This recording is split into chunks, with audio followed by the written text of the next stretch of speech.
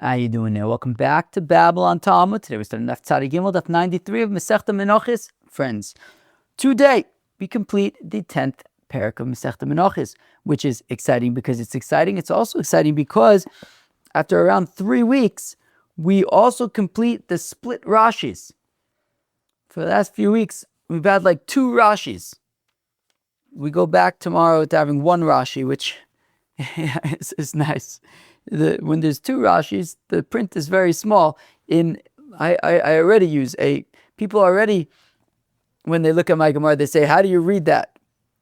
And then take the Rashi print and make it 75% of the original print. It gets pretty small, or even less than that. Anyways, I have some tea with me. 1 second. Yeah, I got more honey like I said I was going to get. So I got some tea with me, which is good. Hopefully I'll put enough honey down my throat to get rid of this sore throat once and for all. On today's, so we finished the 10th parak, which is super duper exciting. We're mamish. It's starting to feel like we're getting towards the end of Menachos, which is incredible. The last few days, there have been a few long dafs, of course, the last few days, but I don't know. In Bigadol, I feel like, I'm feeling pretty good. Anyways, on today's daf, the first section, so we learned how many Mishnayos? Okay, yes, so we learned how many Mishnayos? 2 Mishnayos today. So the first section of today's daf, we wrap up the previous Mishnah. And the first section, this section discusses the Facebook meta Korbin halachos of an heir. Sounds fun, right? The Facebook meta halachos of a Korbin being Semicha, Nisachim, Timura, right? These are kind of Facebook meta Korbin aspects. So we will discuss those, and we get up to a new Mishnah. On that new Mishnah, we discuss who can and can't do Semicha, and finally, how Semicha is done. That is in that next Mishnah. And then we learn, which I don't have here on the sections of today's daf, but we do get to another Mishnah at the end of the daf, which will get us to the end of the parak. To just, I don't know, I didn't really know what to say about it. So, but we get to some technical items in the final Mishnah of the 10th parak of Masechta Menachos. So friends, what do you say? We jump in and let's have a great time. Today is Yom HaShoya. Hopefully I will finish recording before the alarm siren thing. But let's have in mind today while we're learning, let's have in mind the 6 million. And there's Chus, Mamish. We should bring Mashiach now. And B'schus, all of the learning about Zvachim and Menachos. Who wants to bring a Korbin Mincha? Who wants to do Smicha? Who wants to do Smicha? Get like a little sheep, do Smicha? That would be fun, right? Let's bring Korbanis. All right.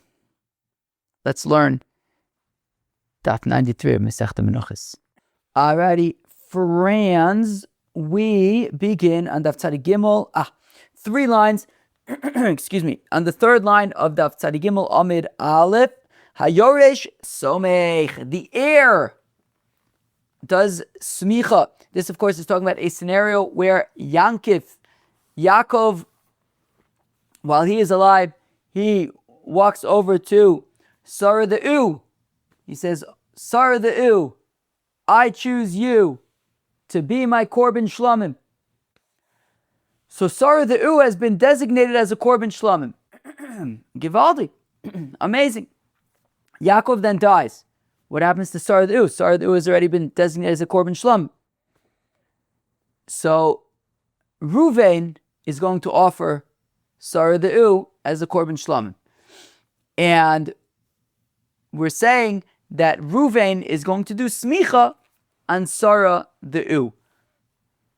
We had also said that there would be Tmura also for Sarah the U, meaning that if Ruvain says, you know what, actually, how about this? Instead of Sarah the U, I'm going to offer Rivka the U as the Korbin Shlamim. Well, that's what's called Tmura.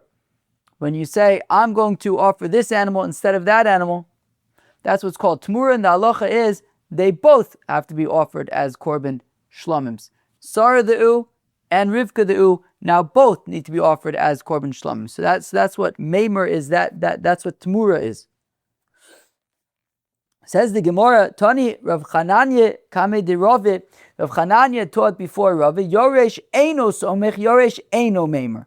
So Rav Chananya taught before Rave, a Brai said that a Yoresh, an heir, does not do Smicha, and that an heir, there is no din of Tmura for an heir. If the heir says to Rivka the U, you're going to be the Korbin Shlomim instead of Sarah the U, it's irrelevant. Rivka the U is not a Tmura. But Ve'onan Tnan, Rava says, but wait a second, of Chanani, what about our Mishnah? Our Mishnah says, Ayoresh Somech, Umevi is Nesachav, Umeimer. But our Mishnah says that a Yoresh, that an heir, does do Smicha on the Nedava, on the animal of his father. And he brings Nesachim. In the case of Sarah the U, it would be an isarin of flour, 3 loaves of oil, and 3 loaves of wine.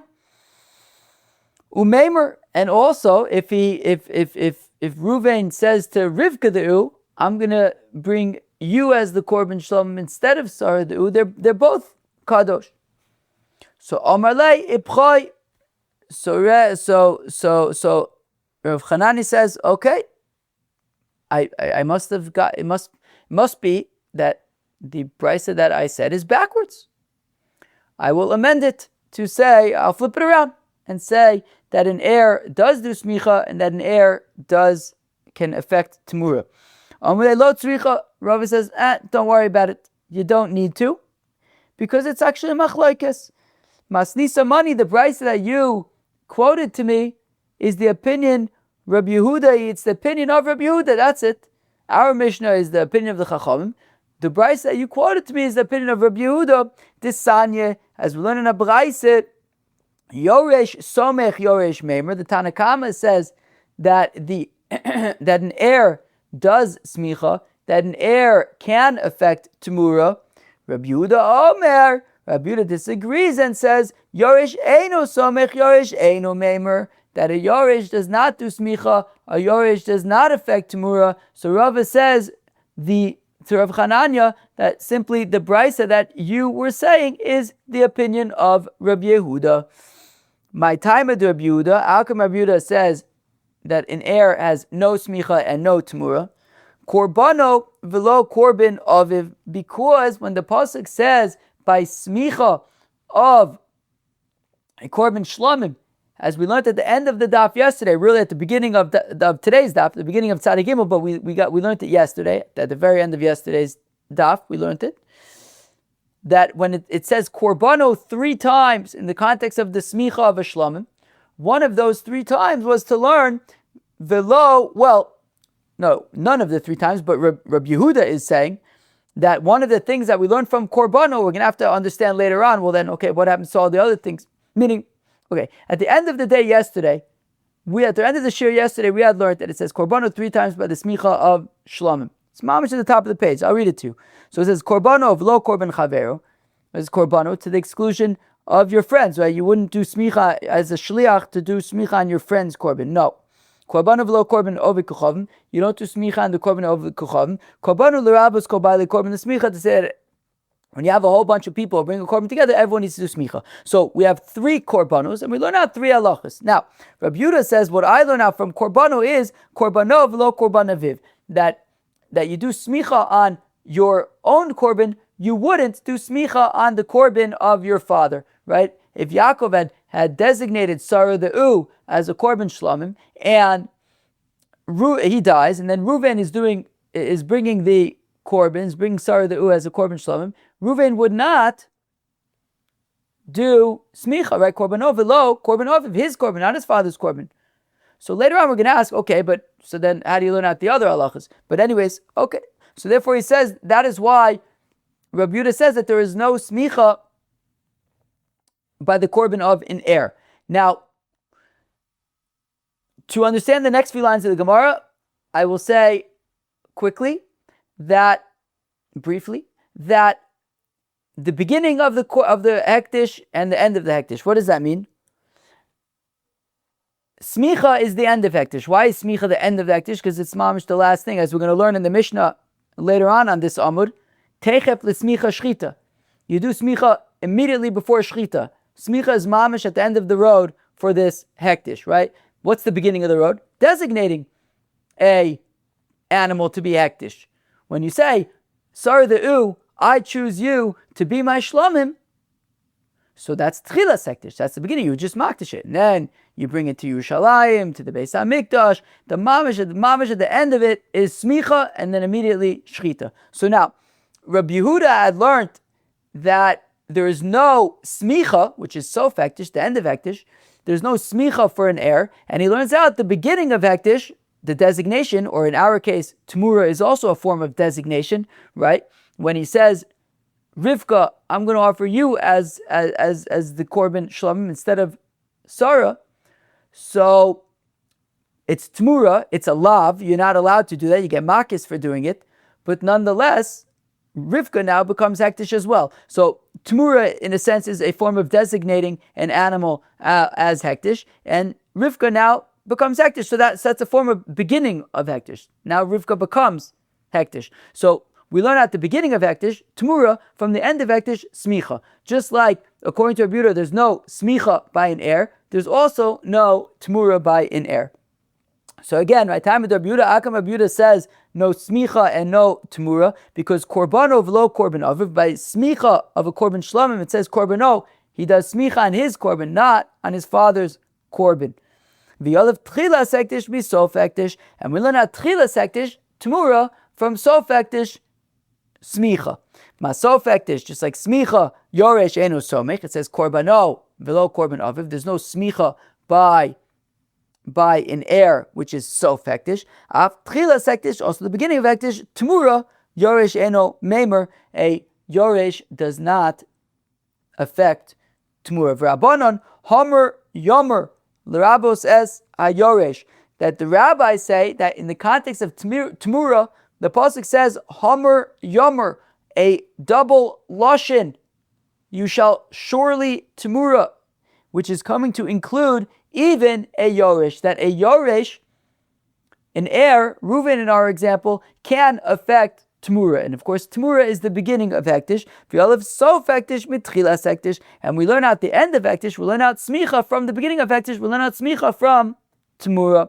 Matchilas hektish, yoresh, meimer, just like a Reuven would affect Tamura, which is the beginning of hektish, av sof hektish, yoresh, somech. Also when it comes to smicha, which is the end of hektish, we're saying, we learn out smicha from Tamura to say that just like there is Tamura by an heir because of Hamar Yomer, so also there's Tamura by an heir, so there's also smicha by an heir. V'rabanan, hi korbano ma'avdile. What do the rabbis learn out from korbano? Rabbi Yehuda said korbano v'lo korban aviv. The rabbis are saying that there is smicha by the korban of his father. So then, what do you learn out from korbano? The rabbis say, easy. The things that we learned out at the end of the shir yesterday. Not your friends, not Novei Kuchavim. We learned that when you have multiple people bringing a korban, they all have to do smicha. Those are the things that we learn out. No big deal. I got plenty to learn out from those extra 3 korbanos. My abdilei, korbano v'lo korban Novei Kuchavim, korbano v'lo korban chavero, korbano l'rabos, kobalei korban, the smicha, like I just said. The three things that we learned at the end of the shir yesterday, that is what the Chachamim learn out from the 3 korbanos. Rabbi Yehuda, the rabbis kobalei Korbin, the smicha, leisle. Now Rabbi Yehuda, so getting back to the question of, well, something's got to give. We had, right, with our 3 extra korbanos, right, it says, right, v'samach es yada harosh korbano, by a korban shlomim, by a cow, by a sheep, and by a goat. It says korbano 3 times. And so at the end of the shir yesterday, we learned out korbano, not your friend's korban, korbano, not Novei Kuchavim, korbano, and that when you have multiple people bring a korban, they also do smicha. Now, if Rabbi Yehuda is going to say that one of those korbanos is to say korbano v'lo korban aviv, so which one's going to give? Which one are you forfeiting in order to make that? Which one does Rabbi Yehuda not hold up? The answer is he does not hold of the fact that all partners in a Korbin need to do Smicha. He says, nah, get one person, do it for everybody, all good. You don't need everybody to do Smicha. V'inami, alternatively, you do need everybody to do Smicha. Okay. Inami Isli. Okay, right, everybody does need to do Smicha. Oved kochavim v'chaveru michad konafka. Alternatively, you could say, essentially, you can make the argument that we say korbano, but not your friend's Korbin, and korbano of lo korbano v'kochavim. You can make the argument that those are essentially the same thing. Essentially, what it's saying is you can't have a shliach. Korbano, you have to do smicha on your own Korbin. You can't be a shliach for somebody else's Korbin. Whether that somebody else is your friend, whether that somebody else is an oved kochavim.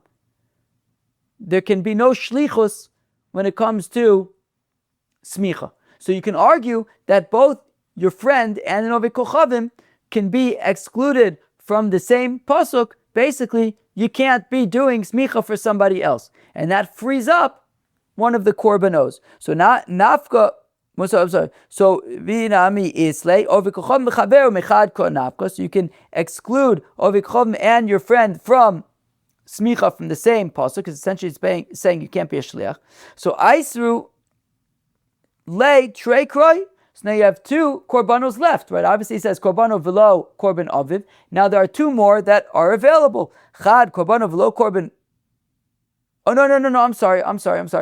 One of the korbanos was being used to exclude both your friend and the oved kochavim, right? Essentially, you can't be a shliach. So that's one of the korbanos. Now you have two korbanos left. One of them is korban of lo korban aviv. The idach, and the other one, the rabbis call ba'alei korban the smicha, to say that everybody needs to do smicha. Okay, meaning if you have multiple people bringing a korban jointly, they all need to do smicha. Givaldig. Okay, so Rabbi Yehuda says that by an heir, there's no smicha and there is no Tamura. Rabbi Yehuda, hi, Hamar Yomer, my Ovidle. What does Rabbi Yehuda learn out from Hamar Yomer? What does Rabbi Yehuda learn out from Hamar Yomer? Right? We asked what the rabbis learn out from Korbano, right? They said we have plenty of things to learn out from.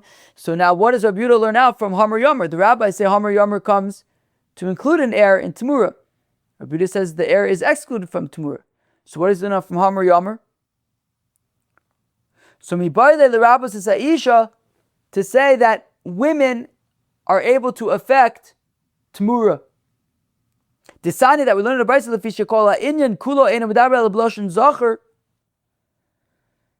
because since the whole Inyan is talking about loshen zacher, right? Hamar Yomer also, right? What does it say? Lo yachlifenu v'lo yomer also. Right? It's all very male written. So masofenu l'abas is Isha. How do we know to include a woman as well? Tamilomer Hamar Yomer. Therefore it says Hamar Yomer, even to include women, to say that women can affect Tamura as well. It's not just a man thing. The rabbis enough from the vi, the extra vav. Rabbi Yehuda v'im lo darish. Rabbi Yehuda doesn't darish in the extra vav. So therefore he needs Hamar Yomer to include that women can affect Tamura, and it's not just men. But in terms of an heir, there would be no Tamura by an heir. So we just saw a machlekes between the Chacham and Rabbi Yehuda with regard to an heir. The Chacham say that an heir does smicha, an heir can affect Tamura. Rabbi Yehuda says an heir does not do smicha, an heir cannot affect Tamura. Alright, friends, now we're moving on to the next Mishnah. Hakol somchin, everyone can do smicha except for the following long list. Chutz, except for mecherish shoite v'koyin, a deaf, and the assumption is, I believe, deaf and dumb, shota, foolish person, v'koyin, and a little person, a minor. They don't do smicha on korbanos. V'suma, a blind person, v'ovid kochavim, a idolater, an ovid kochavim, a Gentile, v'ha'eved, a slave, v'ashaliach, a messenger, v'ha'isha, women don't do smicha. They have no chiyuv to do smicha. The smicha shiari mitzvah. Smicha is also shiari mitzvah. If you don't do smicha, the Korbin is still kosher, although we're going to learn more about that in the Gemara. Ala rosh, smicha is performed on the head. You lean, you put your two hands, bebeis yadayim, with two hands, you take your two hands, you put it on the animal's head, and you lean. Uvmakum shesomchin shochatin, and in the place where the smicha happens, that is the exact place where the shchita happens. V'tekef the smicha shchita, and immediately after smicha is shchita. So you take the animal to wherever it's going to be shechted, you do smicha, immediately followed by shechita. Says the Gemara, Bishlame cheir shetavakayin. I understand why cheir. So basically, we're going to be just learning out a lot of stuff, I think basically more or less until the next Mishnah on Seder Gimel and Beis. So that's kind of the vibe. Bishlame cheir shetavakayin. I understand why cheir shetavakayin don't do smicha. They don't have das. And I think generally when you don't have das, you're parted for mitzvahs, including smicha. I think that's the point. It says in the context of smicha, of designating a Korbin, and then right, basically the beginning of Sefer Vayikra, it says Dabrel b'nei Yisrael v'matlem otem kiat kriv mikem im ola korbanu min abakar v'samach yado harosh ha'ola. Basically, you have b'nei Yisrael setting aside a Korbin and doing smicha. So b'nei Yisrael v'lo ve'ena ovdei kochavim somchin. Ela suma my time lo. How come a blind person does not do smicha? There are two opinions, that of Rav Chizde and that of Rav Yitzchak bar Avdimi. Chadamer, one of them opines, Asya smicha miziknei ha'eda, that it says smicha by korbanis, Korbin Shlomim, Korbin Ola. It says smicha by individuals. And it says smicha by the par elim dover shel tzibur. It says v'samchu ziknei ha'eda esidem arosh hapar, something like that. So it says smicha by smicha, and it says smicha by par elim dover shel tzibur. And just like by par elim dover shel tzibur, it's the ziknei ha'eda, and the ziknei ha'eda can't be blind, by the Bezdin, Sanhedrin certainly cannot be blind. So therefore, by smicha also, the person doing the smicha cannot be blind. V'chad omer, the other opinion is, as smicha me olas re'iyah, that when it comes to olas re'iyah, and the shalosh regalim, shalosh paim bashona yeroye kol zechurcha, it says v'lo panei rekam, that on the shalosh regalim we bring in olas re'iyah. When we come to the Beis Hamikdash, we bring a Korbin Ola that's called the Korbin Olas re'iyah, and yeroye kol zechurcha. To the exclusion of people who are blind, do not have that obligation. And interestingly, it doesn't specifically say by olas re'iyah that there is smicha, as the Gemara is going to mention in a few minutes, but olas re'iyah is an ola, and olas require smicha. And so olas requires smicha, and therefore an olas re'iyah requires smicha, and by an olas re'iyah, it excludes blind people, and therefore blind people are excluded from smicha. So it says smicha by smicha. It says smicha effectively by an olas re'iyah. Olas re'iyah, blind people do not have that chiyuv, and therefore blind people also do not have the chiyuv of smicha. Okay. According to the opinion who says that we learn out from olas re'iyah, why not learn it out from parlim davar shel tzibur? The answer is because we learn out the smicha by an individual, the Korbin of an individual, from the Korbin of an individual. The olas re'iyah, which is the Korbin of an individual, as opposed to parlim davar shel tzibur, is the Korbin of the public, of the community. We're not going to learn out an individual Korbin from a communal Korbin. According to the opinion who learns out the or excludes blind people from Palam Dover Shel Tzibor, why not work with the Olas Re'iyah instead? The answer is done midi dichsiv be smicha begufe mimidi dichsiv be smicha begufe, because we learn out smicha, which says smicha, from Palam Dover Shel Tzibor, where it also specifically says smicha v'samchu ziknei eda. La'afuke, to the exclusion, Olas Re'iyah dehi gufa me Olas Nedava Gemar. As opposed to, we're not going to learn out from Olas Re'iyah because it doesn't actually say Smicha by Olas Re'iyah. We only know Smicha by Olas Re'iyah because it's learned out from an Olas Nedava. As the Pasuk says, right, as we read a few minutes ago, the Pasuk, the very beginning of Sefer Vayikra, that's talking about Korbin Olas, and it says, V'samach yado arosha ola. The Tani Tana Kamidur of Yitzchak bar Abba, by Yaakov Esaola, last week's Parsha Shmini, it says that a heir and a kohen offered a Korbin Ola. That was an obligation, a Korbin Chova, that he was obligated to bring as the inauguration of the Mishkan and of the Mizbeach. So that was a Chova, just like an Olas Re'iyah is a Chova. Vayaseh Kamishpat, and it says a heir and a kohen did it like the statute. What statute? Mishpat Olas Nedava, like the statute of a regular Korbin Ola, where it says V'samach yoda rosha Ola limed al Olas Chova shetuna smicha. So it teaches that obligatory Olas also require smicha. So a heir and a kohen, when he offered his obligatory Ola, he also did smicha, and also a Olas Re'iyah by the Shalosh Regalim, which is obligatory, would also require smicha. And therefore, since effectively it says smicha by Olas Re'iyah, and it also says smicha by smicha, just like Olas Re'iyah, yeroye kol zchurcha, I think that's where it's learned out from. It excludes blind people from that mitzvah of the Korbin Ola Re'iyah, and there it requires smicha. So also smicha in general, blind people are excluded from the chiyuv of smicha. Okay. Can chap a shtickle tea and we'll go weiter.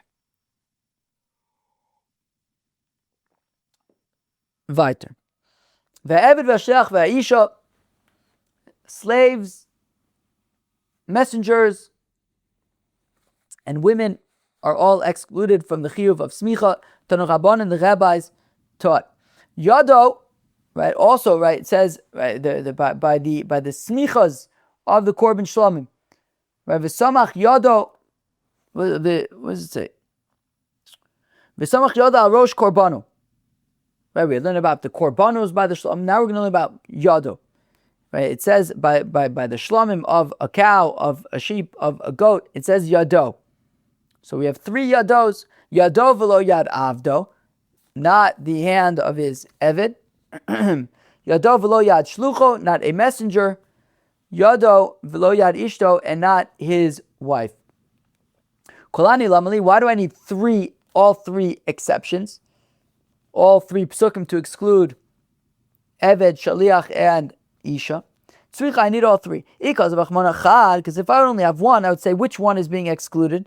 Eved is being excluded, and eved doesn't do smicha. Tilab bar mitzvahs, because he's not chayiv mitzvahs. So an eved obviously is chayiv mitzvahs the same way that an isha is chayiv as a mitzvahs. I think probably the point is that an eved is not chayiv. He's not chayiv in all mitzvahs, right? He's not chayiv mitzvahs as isha is man groma. So aval shliach de bar mitzvah, but a shliach, a male shaliach who is chayiv in all the mitzvahs. So maybe I would think that a shaliach would do smicha. Additionally, a person's messenger is like himself, and just like he himself would do smicha on his korban, his messenger is like him, and his messenger should be able to do smicha. So therefore, we need to say yado v'lo shlucho to exclude a messenger. So we've excluded an eved, we've excluded a shaliach. Ema, so lismoch, I might think that a shaliach should be able to do smicha. So kamash malon that a shaliach does not do smicha, right? Not an eved, not a shaliach. they don't do smicha. V'yashma inon hanitaita. If we only had these two, delav kegufei damya, because they aren't actually literally his own body. Aval ishto de kegufei damya ema tisamech tzricha. Mamish, right? We have a principle. Ishto kegufo. Person's wife is mamish, like literally like himself.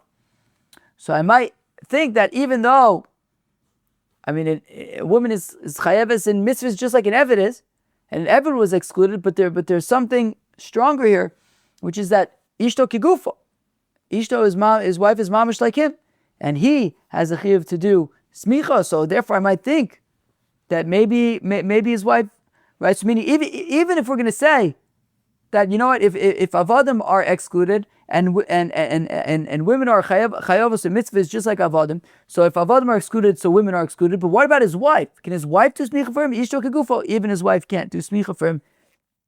Tzricha. Therefore, we needed all three exceptions to exclude eved, to exclude shaliach, to exclude isha.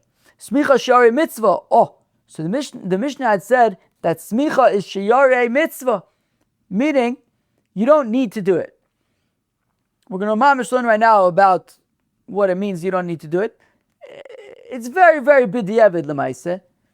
But if you didn't do smicha, the Korbin is nonetheless a valid Korbin. The pasuk says by a Korbin ola at the beginning of Sefer Vayikra v'samach v'nirtza, and it will appease, be complete. V'chi smicha mechaperes. I don't understand. Why say v'samach v'nirtza? He does smicha and he gets kapara. It's not the smicha that affects the kapara. It's the zrikas adam that affects the kapara. Why are we saying v'samach v'nirtza? V'zarak v'nirtza. Zrikas adam is where the kapara is at. V'aloin kapara ela badam. Zrikas adam is the important factor. Shenemar ki adamu b'nefesh yichaper. The kapara is from the blood. The zrikas adam. Elo malach, rather to say to you, shim asa, you're right. It's to say you're right. You're right. The key thing here is the zrikas adam. That's the key. You did the zrikas adam, valid Korbin. You didn't do the zrikas adam, invalid Korbin. If you did zrikas adam, it's a valid Korbin even without smicha. You're right. Smicha is not going to affect whether it's Korbin or not. However, Elomelech to say to you that even though the Korbin could be kosher without smicha, as long as it's zrikas adam, it's very, very, very b'diavad. Shemasa the smicha shari mitzvah, that if you did leave out smicha, mal olav hakosav kilu kiper v'lo kilu lo kiper v'kiper. It's as if you didn't get a kapara, but you did get a kapara. The Rambam says it, I think, a little bit clearer and drives the point home, I think, a little bit clearer. He just reverses the order. He says, kiper, yeah, you'll get your kapara. You do zrikas adam, you get your kapara. But the samach v'nirtza, in order for it to really be v'nirtza, to be appeased, to be complete, you got to do smicha. And if you don't do smicha, v'kiper, sure, you'll get your kapara. You did your zrikas adam, but v'ki'ilu lo kiper, as far as we're concerned, you didn't. Yeah, you did. You got your kapara, but it's as if you didn't. That's how b'diavad it is. V'tanya gabe tenufa, and we have a similar brisa by tenufa ki agavna the snufa lechaper. It says by tenufa in this week's parsha, in one of this week's parshas Mitzorah, the snufa lechaper. V'chi tenufa mechaperes is the waving mechaper. V'alo ein kapara ela bedam. The important, the crucial factor is the blood. Zrikas adam shenemar ki adamu b'nefesh yichaper. The kapara is by the dam. Ela lo malach. Rather to say to you, Shemasa l'snufa shari mitzvah, that you're right, the crucial thing is the blood. But you also do need to do tenufa. And if you didn't, Ma'ala olav hakosav kilu lo kiper v'kiper, is as if he didn't get kapara. Even though he did get kapara, it's as if he didn't. That's how b'diavad it is. Friends, moving on to the next section of today's daf, how to do smicha. Zakti Gemara al arosh, on the head. Tanach Rabbanan Rabbi Yodo al arosh. V'lo yodo al atzavar, you put your hands on the head, not underneath the neck.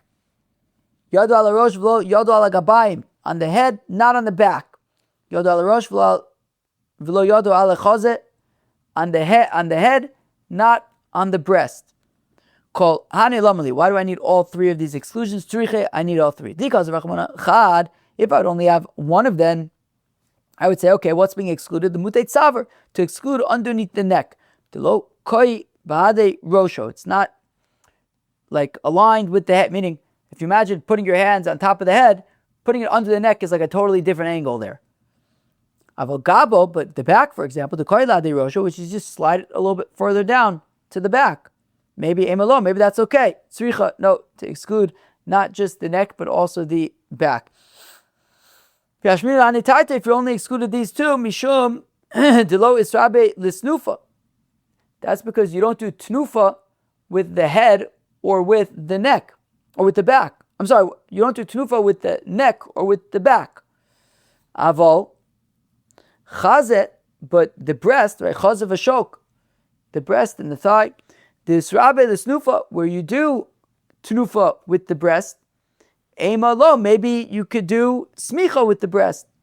Smicha, we have to exclude all three. What if he puts his hands on the side of the head, not on the top of the head? Not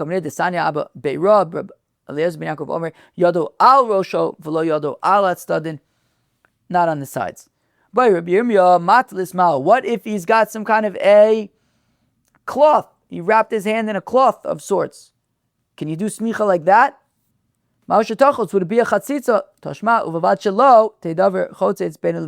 You can't have anything between your hand and the Korbin. With two hands.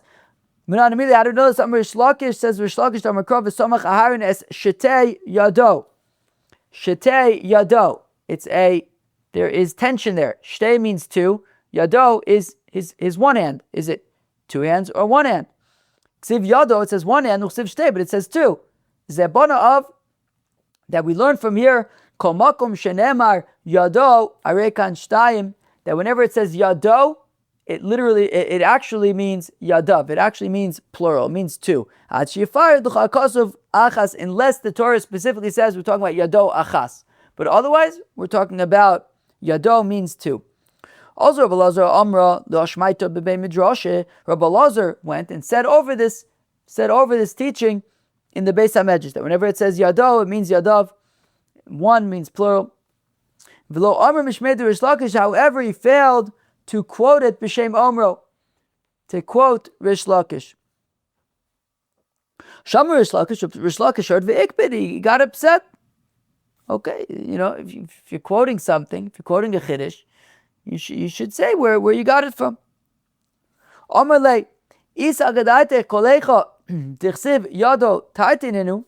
So Rish Lakish was a little bit upset, and he decided to challenge Rabbi Lazar. He says, yeah, every time it says yado, it means two.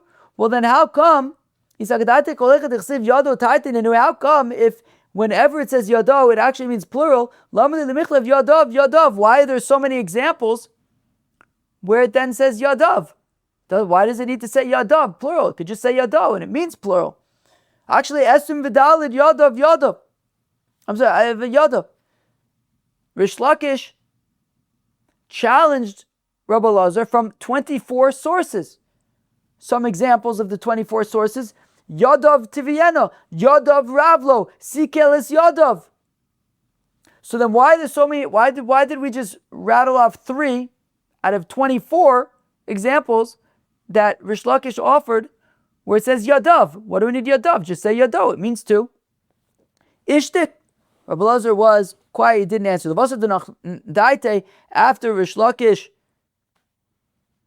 settled down a bit and he was chilled now, Omer Lei, he says to Rabbi Lazar, my time low, Temali, why didn't you give me there was an answer to my question. How come you didn't answer the following?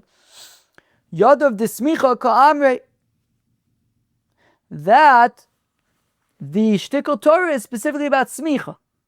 It's specifically about, in the context of Smicha, whenever it says Yado, it means two, and therefore you don't need to write Yadav in the context of Smicha specifically, because that's where it says V'samach Aaron es Shtei Yadav.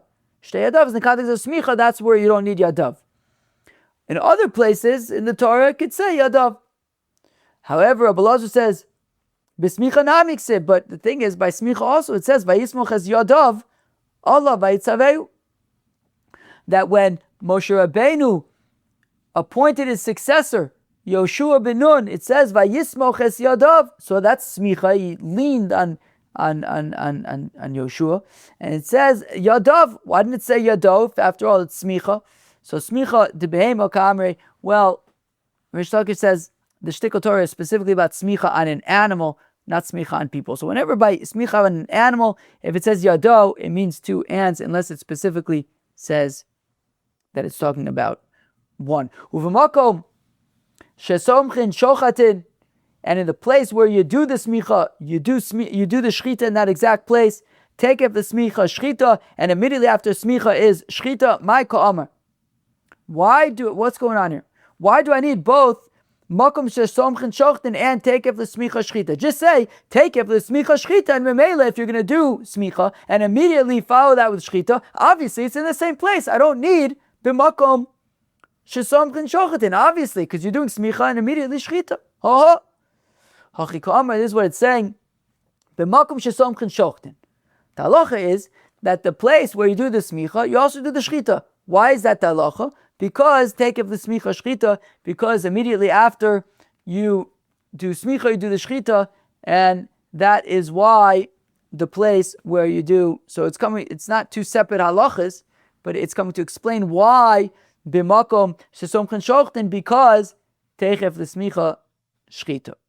We now wrap up the 10th parak of Masechta Menachos with the following Mishnah, with just some kind of technical things about smicha, comparing smicha to tnufa. Says the Mishnah, Chomer b'smicha mi b'tnufa. Did I say tnufa and smicha? I don't know what I said a second ago, but there are stringencies when it comes to smicha. In some ways, smicha is more stringent than tnufa. Uv'tnufa mi b'smicha. And there are ways that tnufa, waving, is more stringent than smicha, leaning. Here's how smicha is more stringent than tnufa. She'echad meinef l'chol hachaverim ve'ein echad somech l'chol hachaverim. As we've been discussing, if you have a Korbin that's being brought by multiple participants, multiple partners, all of them have to do smicha. That's a stringency. That stringency does not exist by tnufa. You can have one of them do tnufa for everybody.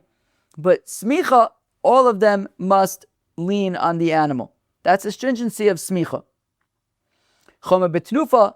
Now there are stringencies by tnufa. Shetnufa noeges bekorbanos yachid uvu korbanos tzibur. There's tnufa by korbanos yachid, for example, korban shlomim, and by korbanos tzibur, for example, shtei alech kivsei atzeres. B'chaim v'shchutin. By kivsei atzeres, there's smicha when it's alive. If you remember, you take the shtei alechem and you put them together with the animals and you wave them around. So when the animals are alive, uv'shchutin, as well as after they've been shechted as well, right? By the kivsei atzeres, there is smicha chaim v'shchutin, whereas smicha is only when it's alive. Tnufa is with things that are alive, have life. For example, you can do right by the kivsei atzeres. There's smicha while they're alive, but also so for animals, or honestly, I guess even just any smicha. I guess even by like a regular korban shlomim, even after it's been killed, but it's an animal. An animal is a davar sheish b'ruach chaim, as opposed to bread. Right, you do tnufa also with the lachmei todo, with lachmei nazir. That's bread. That's both of those are wheat. Both of those are wheat, right? So you're doing that with bread. Bread is not something sheish b'ruach chaim. So in these ways, right, the fact that it's by a korban yachid as well as by a korban tzibur, the fact that it is chaim and shchutin, ruach chaim she'ein b'ruach chaim, those apply to tenufa, mashein kein b'smicha, which is not the case by smicha. So in those ways, tenufa is more stringent than smicha. Zogd the gemore tanu rabbanon, the rabbis taught korbano l'rabos call ba'alei korban the smicha. As we've learned that when it says korbano, it's saying that all participants in a korbin need to do smicha on it. Sheyachol valudinu, because if I didn't have korbano, I could have used my noggin to come to the following opposite conclusion. Uma tenufa, because after all, when it comes to tenufa, which is more stringent, shenisraba b'shchutin, that you do tenufa even by shchutin, in the case, even by shchutin, right? By shlamim, by the standard example is by shchutin. Nismata b'chovrin, and yet, even though you do tenufa even by shchutin, not everybody needs to do tenufa. You can have one representative for everybody. So smicha shalom nisraba b'shchutin, we don't do smicha by shchutin. We only do smicha when it's alive, not when it's already slaughtered. Certainly, I would also expect to have a limited smicha. Not everybody needs to do smicha, just like not everybody needs to do tenufa. Right? After all, smicha is more lenient. There's no smicha for shchutin. So I would think that not everybody would have to do smicha. So enodinchen ismayit b'chovin, you wouldn't need everybody to do it. You have one representative to do smicha for the whole group. Tamalomer korbano l'ravos kobali korbin l'smicha. Therefore, we need korbano to say no.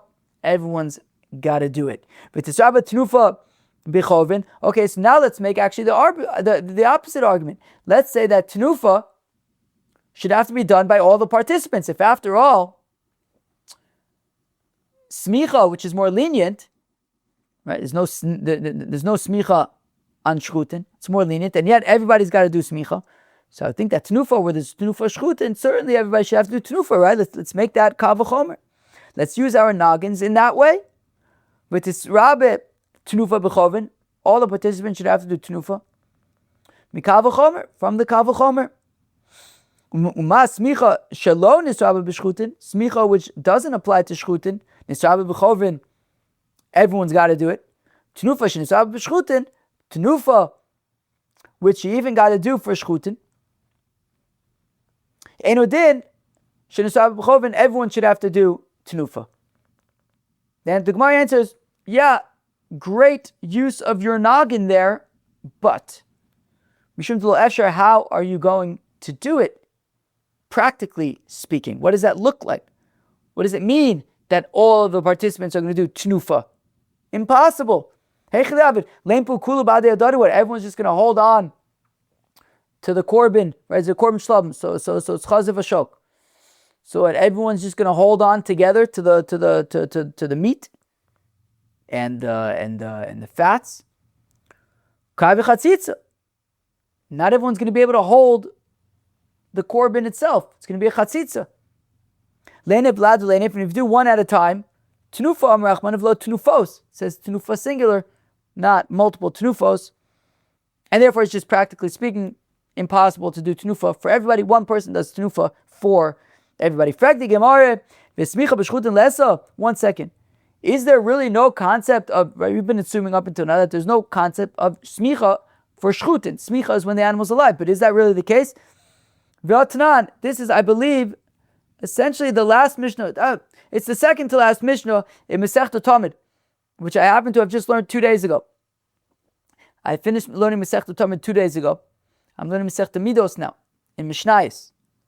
The second to last Mishnah, Masechta Talmud, describes that if the Kohen Gadol wants, he could burn the avarim of the Korbin Talmud. The Mishnayos in Masechta Talmud describe how, right, that there were all the Kohanim, they would take lotteries to get the different jobs in the Beis HaMikdash, and there were several Kohanim who the lot that they would draw was that they would take different limbs of the Korbin Talmud to the top of the Mizbeach and burn it at the top of the Mizbeach. Somebody got the head and the right leg, somebody, right, the right back leg, somebody got the two front legs, etc. And people got the privilege to be able to bring the Evrei Korbin Talmud to the Mizbeach and burn on the Mizbeach. But what happens if the Kohen Gadol decides that he wants to burn the limbs on the Mizbeach that day? Well, he's the Kohen Gadol. Of course he's going to burn the limbs on the Mizbeach that day. So how does that work? What does that look like? Bizman she Kohen Gadol wrote to the if the Kohen Gadol wants to burn the Evrei Ha'ola, the Evrei Korbin Tamid that day. So Ya'ol Kevesh, he would go up the ramp of the Mizbeach, Be'asgan Bimino, with his assistant, with the Sgan Kohen Gadol, the person who would, if he became apostle, if he couldn't be acting Kohen Gadol, so then the Sgan would be acting Kohen Gadol. So the Sgan is to his right. He get Lemachzis HaKevesh. Once they've walked 16 amis and they get halfway up the ramp, if the Kohen Gadol is getting a little tired, so Achaz Sgan Bimino, so the Sgan held him, supported him by his right, ve'aleu, and continued going up to the top of the ramp. Now, as I mentioned, there would be lots drawn for which Kohanim would be able to do which avodas. Avodas, for example, the shchita, the zrikas adam, the clearing out of the ashes from the menorah, from the mizbach hakatoris, and they would also divide up all the different parts of the animals to be burnt to the mizbech. So whoever drew the lot for the head and the right back leg, so he would take them up and burn them on the mizbech. But not today, since the Kohen Gadol wants to burn on the mizbech. So what would he do? He would bring them to the Kohen Gadol, essentially. So his job was, instead of to bring them to the top of the mizbech and burn them, now his job was to bring them to the Kohen Gadol. So Oshid Lo Arishon Arosh Varegel. So the first Kohen gives the head and the back right leg to the Kohen Gadol. Semicha Aleim, the Kohen Gadol does a smicha on them, v'zorkan, and he chucks them on the fire. Hoshit Hasheni Larishon, and then what happens is the second person does not give the Shtei Yadayim, does not give the two front legs directly to the Kohen Gadol. Rather, he passes them to the first Kohen. And then the first Kohen gives it to the Kohen Gadol, and then the Kohen Gadol throws it burns it on his back. No, so the Kohen Gadol, right? So where am I? So v'zorka, so Oshel Hasheni LaRishon Shtei Yadayim. So the second Kohen gives to the first Kohen the two hands. No, so the Kohen Gadol, the first Kohen gives it to the Kohen Gadol. Semicha Aleim, Kohen Gadol does smicha on the limbs, v'zorkan, and chucks them on the fire of the mizbeach. Nishmat Hasheni v'alachlo. Now the second Kohen goes away, but the first Kohen remains there. V'kach Are you moshitin lo shar evarim? And this is how they would pass all of the limbs of the Korbin Tamid to the Kohen Gadol. Basically, the third person would now come with, I think he came with like the tail or whatever, and he would give that to the first Kohen. The first Kohen would give it to the Kohen Gadol. Somich aleim v'zorkan, and the Kohen Gadol would do smicha and throw them on the fire. Then the fourth person would come and give it to the first Kohen, who would give it to the Kohen Gadol. That was considered more kavod.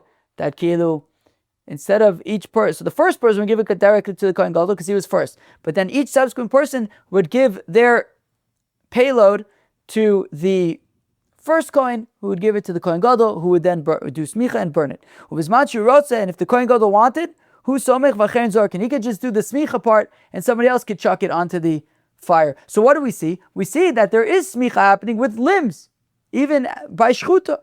Over there was different. That wasn't a real smicha. It was more just out of the cover of the Kohen Gadol. Instead of it just being a regular burning of the limbs, like every regular Kohen does, it's more elaborate. We include a smicha process to kind of make the process of the Kohen Gadol stick out to from every just regular Kohen. However, the fact of the matter is, there wasn't technically like a real smicha. A real smicha is before shchita, and that is when the animal is still alive, pre-shchita. Hadron olach shtei midos. We'll come back to Perek shtei midos. On Daf Tzadi Gimel, Daf 93 of Masechta Menachos, we learned about the Facebook meta Korbin halachos of an heir. The Chacham say that an heir does smicha, and an heir can affect Tmura. Rabbi Yehuda says an heir does not do smicha, and an heir does not affect Tmura. We learned about who can and can't do smicha. There was basically, I guess, the Mishnah says Hakol, what is it? Hakol Somchin? What does it say? Hakol Somchin. But then it gave a whole list of people who don't do smicha. Essentially, basically, it sounds like who does smicha? I don't know, men, Jewish men, I guess, do smicha, essentially. Okay. how to do smicha. 2 hands on the head, you lean on the head, and then immediately you slaughter the Korbin, right? B'makom shesomchin shochatin, and taketh the smicha shchita. We also said that shmita is shiarei mitzvah. If you didn't do smicha, the Korbin is still kosher, but as the Gemara says, ki'ilu lo kiper v'kiper, and as the Rambam said, he just switched it around and said kiper, but it's ki'ilu lo kiper. Mamish is very, very b'di'evid. And then we learned a Mishnah at the end of the parak that was discussing different chumros of smicha versus tenufa. We had an interesting Mishnah there from Masechta Talmud about the Kohen Gadol offering the Evrei Korbin Talmud. And with that, we concluded the 10th parak of Masechta Menachos Mamish. We are getting close. The end, the conclusion, the siyum on Masechta Menachos is within reach. It is unbelievable. Friends, I will catch you tomorrow for the 11th parak, to begin the 11th parak of Masechta Menachos, parak Shtei Halechem. Cheers.